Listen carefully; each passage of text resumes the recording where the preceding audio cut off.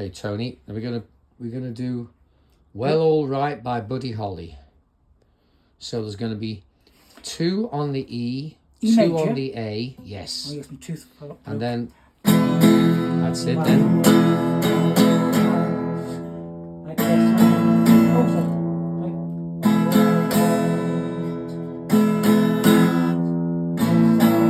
And back to the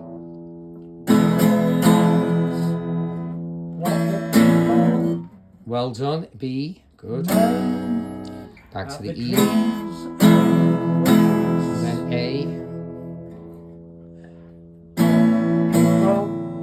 Is that right? Yes, back to E, quite right. And then two more E's. E, E, the words. Oh, E, E, and then B. Yes, but how do we get to all right? Just go straight to people know wish, dreams and wishes that they have. Is that right? Video Steve. Okay. Buddy Holly. It's rock and roll. This is a piece that I read. That's what Buddy Holly said. Don't get anyone with a song like that. So I'm being foolish. Be Well, alright, let people know about the dreams and you got it. wishes Yeah. in the night when lights are low. Well, alright, well, alright. From Texas. I forgot to tell you, there's a married couple got married in Memphis, Stephen, in a toilet. They were previously engaged. Oh. As they put out, think about these two. Oh, let's go.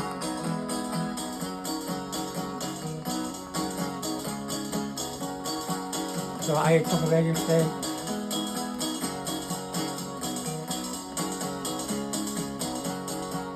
Well, alright, so I'm going steady. Did get It's that bit. alright when people say that those foolish kids can't be ready for the love that comes their way. True genius, this guy. Well, alright, That's just my opinion. well, I alright. know. We will live and love with all our might. Well, alright. Smaller. I'll be happy, he's a musician. Gets paid for it. Time love will be alright. I'm guessing that's his car. Well, BH. BH. Buddy Holly 58. Which his real name wasn't Buddy Holly, was it? Was it Charles? Charles Holly, I think. Oh. Oh. Hey, well, cool. I don't know how to put Wallager in there. We will live and He's a genius too. all our might. Well, alright. Well, alright.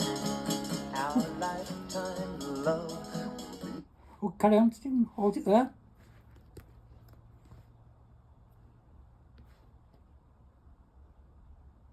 Well, alright. Well, alright. Well, alright. Feeling foolish. Before Elvis ever appeared on TV, he toured the South pushing his records. Here's Elvis at a typical Saturday night gig at a high school in Lubbock, Texas in 1955. It was truly an amazing night captured on film by a fan.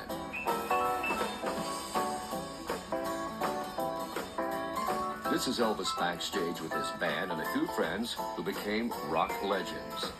Carl Perkins, who Carl wrote, Perkins. also had a Blue hit Suede out, Blue Suede Shoes. Yes.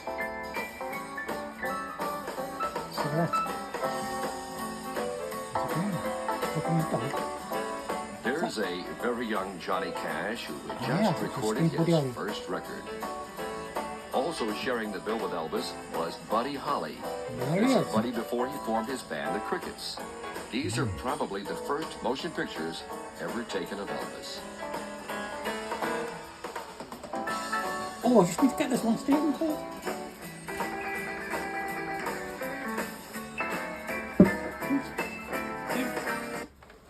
Sorry.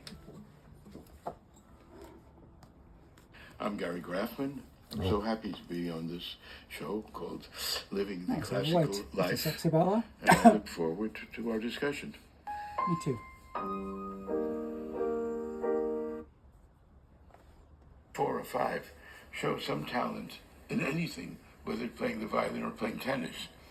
The parents, it's something a little more than his friends. They're one step above. Then take him, well, who's supposed to be the best teacher in Wuhan, if they're in Wuhan? Then gets another step, well, there's a conductor of an orchestra there. The conductor wants talented kids, he wants to know about them. And then they right away will end up in the whatever, it's not called pre-college there, but whatever it's called, less than undergraduate, when they're very young, in Shanghai and Beijing, the main conservatories, and get the most intensive work you can imagine. And the parents will, whether they're studying tennis or piano, will make them practice all day long. At the same time. There are exceptions, obviously. If the talent has to be discovered early on, is there a risk in doing too much too soon? Too many concerts, too many competitions? Oh yeah, I was totally against competitions, except, well, example, I didn't allow Lang to play competitions. He would scream and cry and carry on, so I'd let him go to one. But he followed my advice. And same with Yu Wang. Not because, well, the main reason was they didn't need to. Why do you go to competition? It's not just the money, you win X $1,000, but you have concerts. Managers are going to be there.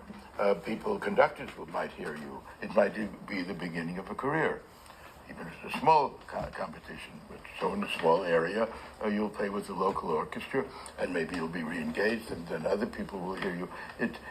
But if you don't need that, in other words, when I had, conductors, listen to them, because I played with most of the conductors who were around, and when they'd be in town, guest conducting Philadelphia Orchestra or conducting here, and the kid could come up here and play for them. And they were impressed, and we're going to engage them either right away or a year later or whatever. So why bother? If you go to competitions, you always have to work on what you think you're playing best. And then you're not learning your repertoire. Because 6 months later, there's another competition. So, well, you don't want to play what you just learned in these 6 months because you're not ready yet. But what you learned 2 years ago. So you end up playing the same repertoire. It doesn't work sometimes. With Howard and John, who just played with Philadelphia Orchestra last week.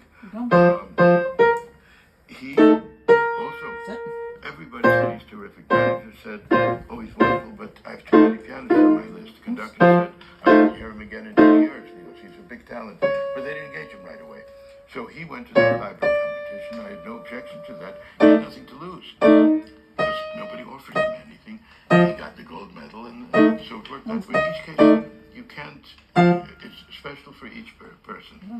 It plays differently and has a different career. Can you, as the teacher, influence or foster the individual voice of your students? Oh, International Pipe Piano Day today. Piano Day. And that's what we try to do. Probably without thinking about it, because many people have asked me this question. And Harold probably caused the answer, which is, when I played with him, he never went to the piano to show me anything. Nothing. Because I guess he realized, he played in such a convincing way, even if I disagreed with this, because I was growing up with Horowitz, Rubinstein, Chopin, and Serkin, and so they all influenced, and so I preferred this one but each one was playing in a totally convincing way, their own way. And probably he felt that maybe I would try to copy this. I mean, occasionally he'd say, you're on the wrong track, but that was nothing. He wouldn't say that he disagrees with my interpretation so that I should do it differently. But he would say that although he does it differently, he sees what I'm aiming for. And maybe I would succeed better by doing something and be sitting in the couch, let's say, and the piano over here. And he would say, for example, in this area, and he would sing